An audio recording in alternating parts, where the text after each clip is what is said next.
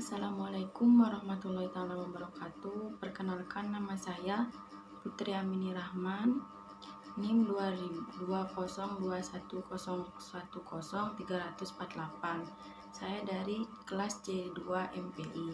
Di sini saya akan menjelaskan tentang faktor internal dan eksternal penyebab korupsi. Faktor yang menyebabkan korupsi meliputi dua faktor, yaitu faktor internal dan faktor eksternal. Faktor internal berasal dari awal diri pelaku, dan faktor eksternal adalah penyebab dari luar. Faktor internal yang menyebabkan korupsi yaitu sifat tamak. Sifat tamak itu sama dengan sifat rakus.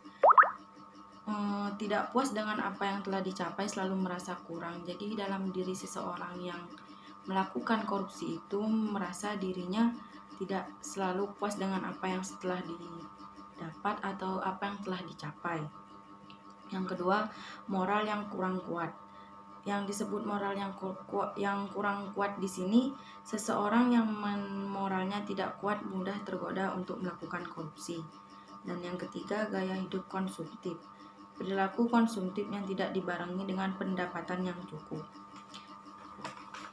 Faktor eksternal yang menyebabkan korupsi yaitu faktor ekonomi. Contohnya kurangnya gaji bagi pegawai. Faktor politik, contohnya stabilisasi politik. Faktor organisasi, kurang adanya sifat keteladanan pimpinan kepada bawahan. Dan faktor hukum, lemahnya hukum dan buruknya perundang-undangan.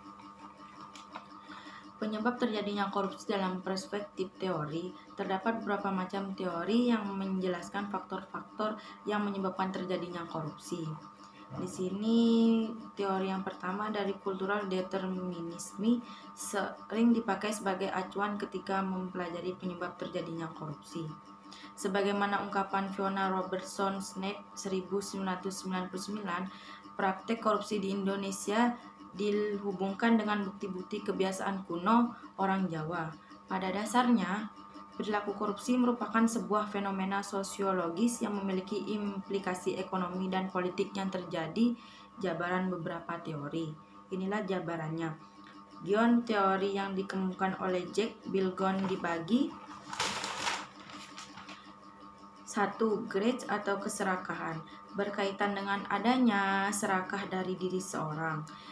Jadi sifat korupsi itu memang sudah ada dalam dirinya sendiri, sifat serakah, sifat yang kurang puas dengan apa yang sudah dimiliki. Dan yang kedua, opportunities, kesempatan, berkaitan dengan keadaan masyarakat yang sedemikian rupa sehingga terbuka kesempatan bagi seseorang untuk melakukan korupsi. Needs, kebutuhan, berkaitan dengan tindakan atau konsekuensi yang dihadapi oleh pelaku apabila pelaku ditemukan melakukan kecurangan. Kebutuhan, mungkin kebutuhannya atau kurang cukup, kurang memadai, jadi ada sifat atau keinginan seseorang untuk melakukan korupsi. Exposure atau pengungkapan, berkaitan dengan tindakan atau konsekuensi yang dihadapi oleh pelaku kecurangan apabila pelaku ditemukan melakukan kecurangan. Kedua, teori means and scheme yang dikenal Robert Merton mengatakan bahwa korupsi merupakan suatu perilaku manusia yang diakibatkan oleh tekanan sosial sehingga menyebabkan pelanggaran norma-norma. Yang ketiga, teori solidaritas sosial yang dikembangkan oleh Annelien Durkheim 1858 sampai 1917. Teori ini memandang bahwa watak manusia sebenarnya bersifat positif dan dikendalikan oleh masyarakat. Teori kebutuhan Maslow, korupsi seharusnya hanya dilakukan oleh orang yang tidak memenuhi dua kebutuhan yang paling bawah, dan logika lurusnya hanya dilakukan komunitas masyarakat yang pas-pasan yang bertahan, contohnya untuk orang yang bertahan hidup. Namun sekarang korupsi dilakukan oleh orang-orang kaya pendidikan tinggi.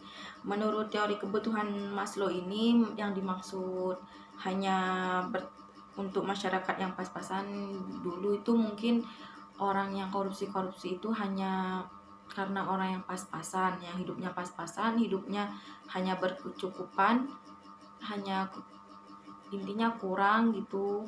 Tapi zaman sekarang malah dilakukan oleh orang-orang kaya atau berpendidikan tinggi, Sering kan di Indonesia ini bahkan pejabat-pejabat tinggi atau orang-orang yang dikira sudah dipandang, orang yang hidupnya sudah mewah bahkan berlebihan, itu sudah tetap melakukan korupsi.